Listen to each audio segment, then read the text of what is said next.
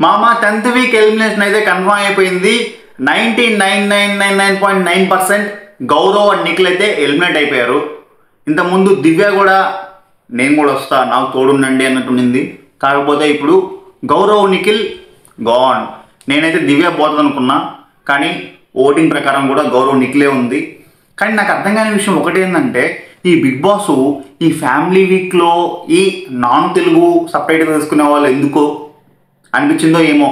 ఏంటి బ్రో సపరేట్గా అంటున్నావు, నాన్ తెలుగు అంటున్నావు అంటే, తనుజ కూడా నాన్ తెలుగే కదా, కర్ణాటక యాక్టర్ కదా, మరి గౌరవ్ నిఖిలే ఎందుకంటే, ఇప్పుడు నిఖిల్ వాళ్ళ పేరెంట్స్ వచ్చారనుకో మలయాళంలో మాట్లాడాలి, గౌరవ్ వాళ్ళ పేరెంట్స్ వచ్చారనుకో హిందీలో మాట్లాడతారు. అంటే ఈ ఫ్యామిలీ వీక్లో ఈ మలయాళం హిందీ వాళ్ళు ఎందుకు అనుకున్నాడో ఏమో కానీ ఇద్దరిని బయట పెట్టేశాడు. జోక్స్ అపార్ట్, తక్కువ ఓట్లు కూడా వాళ్ళకే వచ్చాయి. దివ్య నిఖిత కూడా రేస్లో ఉండింది బయటికి పోవడానికి, బట్ కొంచెం తుటిలో ప్రమాదం తప్పిపోయింది. పర్లేదు, నెక్స్ట్ వీక్ లైన్లోనే ఉంది బయటికి పోయేకి. ఈ వీక్లో మాత్రం గౌరవ్ నిఖిల్ వెళ్ళిపోయారు.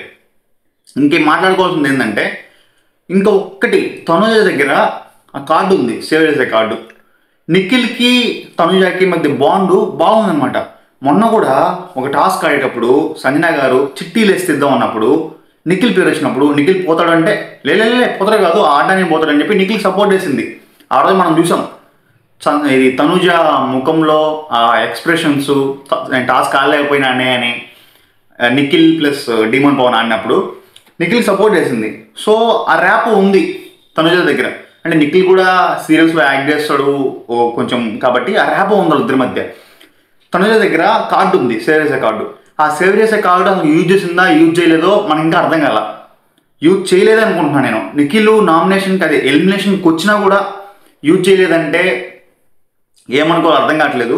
లాస్ట్ టైం కూడా మాధురి గారు ఉన్నప్పుడు కూడా తనుజాకి మాధురి గారికి మధ్య బాండింగ్ రాజా అంటూ బాండింగ్ బాగుండింది.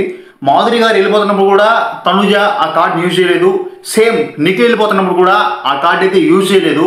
ఈరోజు నిఖిల్ గౌరవ్ దొబ్బేశాడు.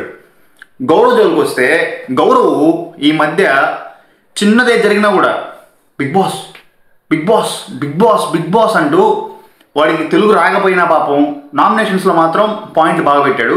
కానీ భరణి మీద పుస్కు అంటే భరణి మీద ఎక్కించాడు పాయింట్లు, తనుజ మీద పాయింట్లు ఎక్కించాడు బిగ్ బాస్కి. లేస్తే కెమెరా ముందుకు వచ్చి బిగ్ బాస్ చాలా ఈజీ టాస్క్ బిగ్ బాస్, కానీ భరణి గారు అట్లా ఆడారు బిగ్ బాస్ అని చెప్పి ఎక్కించేశాడు. ఇట్లాంటివి చాలా జరిగినాయి. తెలుగు రాకపోవడం ఒక్కటే మెయిన్ రీజన్ అయి ఉంటుంది. ఎందుకంటే ఈ గౌరవ్ గారి ఎలిమినేషన్కి గౌరవ్కి తెలుగు రాదు కాబట్టి పెద్ద సింక్ కాదు ఆడియన్స్లో, ఆ ఓట్ బ్యాంక్ కూడా పెరగదు. అండ్ ఇంకా డిమోన్ పవన్ రీతి విషయంకి వస్తే, డిమోన్ పవన్ రీతి విషయం ఇద్దరి మధ్య గేము బాగా కొనసాగుతుంది. స్టార్టింగ్లో జేమ్స్ బాండ్ తరహాలో చాలా ప్రయత్నాలు చేశారు బాండ్ వేసుకోవడానికి. అగ్ని పరీక్ష టైం నుంచే డిమోన్ పవన్కి నెగిటివిటీ ఉంది. ఇప్పుడు నాగా లాంటి మంచి కంటెస్టెంట్ అగ్ని పరీక్షలో మంచి పర్ఫార్మ్ చేసినా కూడా తను తీసుకోకుండా డిమోన్ పవన్ తీసుకున్నప్పుడు డిమోన్ పవన్కి నెగిటివిటీ వచ్చింది. ఏంది నాగా మంచి కంటెస్టెంట్ మంచి పర్ఫార్మ్ చేశాడు అది అగ్ని పరీక్షలో, ఇది అగ్ని పరీక్ష లేకుంటే స్క్రిప్టెడ్ షోనా అని చెప్పి జనాల మైండ్లో నెగిటివిటీ బాగా స్ప్రెడ్ అయిపోయింది. అదే నెగిటివిటీ బిగ్ బాస్లోకి వచ్చినా కూడా స్ప్రెడ్ అయింది. ఆ తర్వాత రీతు అండ్ డిమోన్ పవన్ మధ్య బాండింగు, వాళ్ళు ట్రై చేసిన విధానము, ఇవన్నీ ఇంకా నెగిటివిటీ పెంచేసినాయి. కానీ ఈ మధ్య డిమోన్ పవన్ టాస్క్ పరంగా బాగా ఆడుతున్నాడు, రీతు కూడా బాగా ఆడు. ఫైనల్గా ఇదైతే మన అనాలిసిస్. ఈరోజు ఎలిమినేట్ అయిపోయేది గౌరవ్ అండ్ నిఖిల్.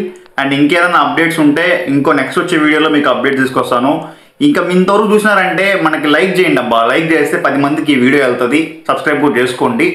ఇంతే, నేను వెళ్ళొస్తాను. Okay, bye.